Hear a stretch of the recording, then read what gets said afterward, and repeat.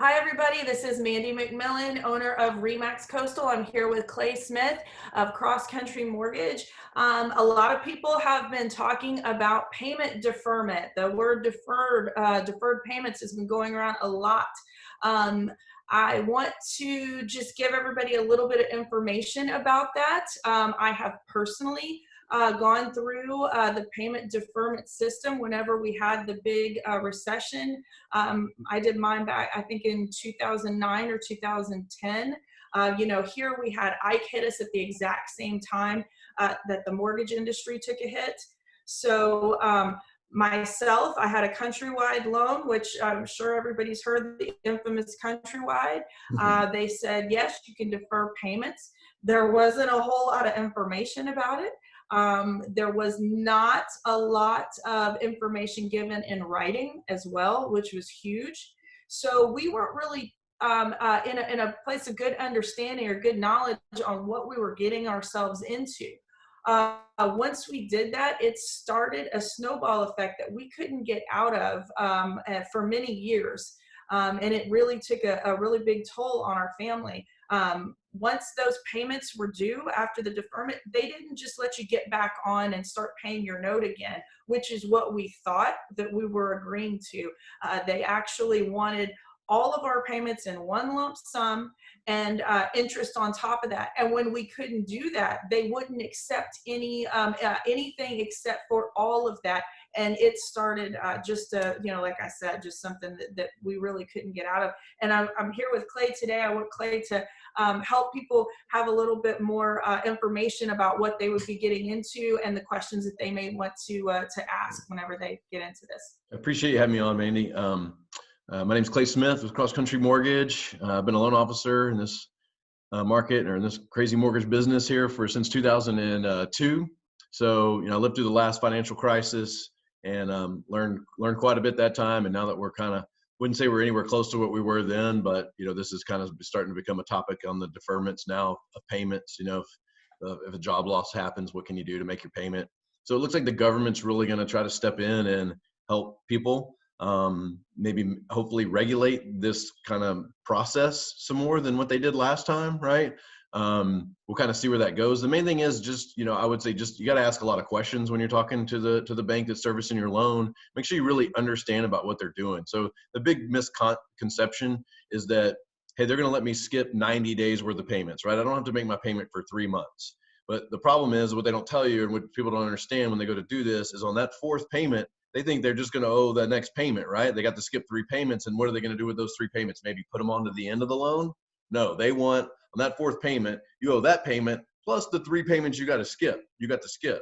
So how does that really help you? It just puts you further behind, right? I mean, if you got a $1,000 monthly payment and you skip 3 payments, right? That's $3,000. Then you got a new payment that's due, that fourth payment, right? That's another $1,000. So they want all $4,000 at one point, right? Which if you were having a hard time making the $1,000 payment, how in 3 months are you all of a sudden going to make a $4,000 payment all at once, right? So now all of a sudden you're way behind. You can't get caught up. Like you said, they won't take partial payments. You're down the road to foreclosure, right? So I'm just telling, make sure everyone asks questions, really understand what you're doing. In 09, not only was the mortgage market way down, but Ike happened, right? I mean, we had no closings for months and months. I called my bank. I was with SunTrust, which is a huge bank on the East Coast, and started asking them the question, can I defer a payment? Like I hear everybody's deferring it. Why not? I have no income coming in. Let me see if I can defer a payment for a while, right? So luckily I'm in the business and kind of started asking them questions, and they're like, we're going to let you skip 3 payments, but then I'm like, wait, so I'm going to owe it all on the fourth payment? I was like, that does nothing but put me further behind at this point. That doesn't help me at all. I was like, Right. This is what you're doing for everybody? Yeah.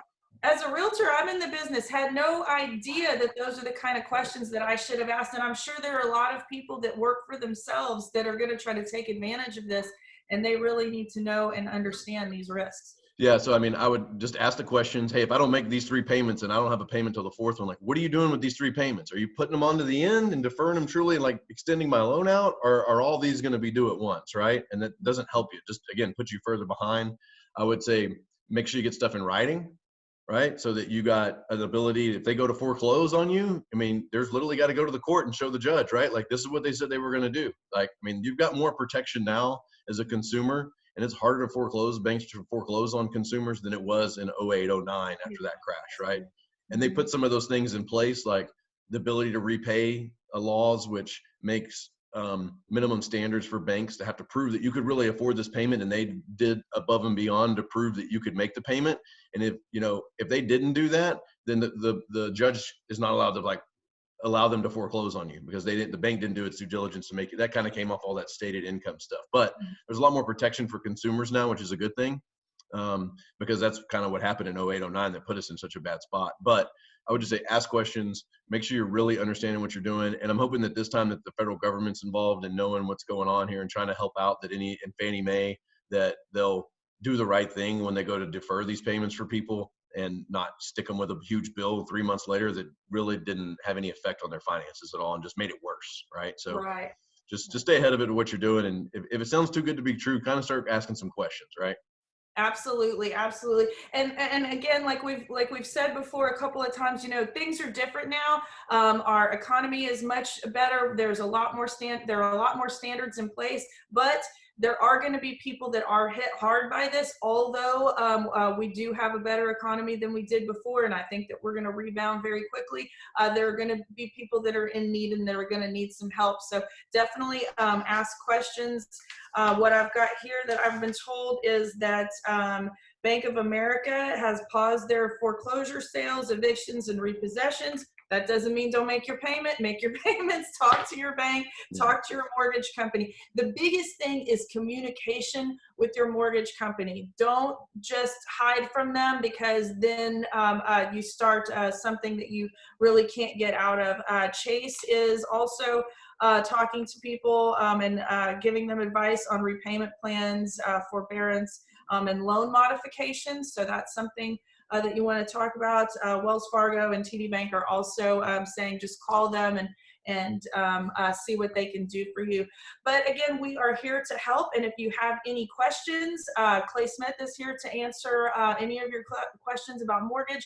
You can call me, talk to me about maybe the equity that you have in your home. We can do a market analysis and see where you're at, if you need to refinance, if you need to do some things to really help yourself recover if you've lost any wages at this time. But anyway, thank you, Clay, for being here. I appreciate it. Appreciate you having me.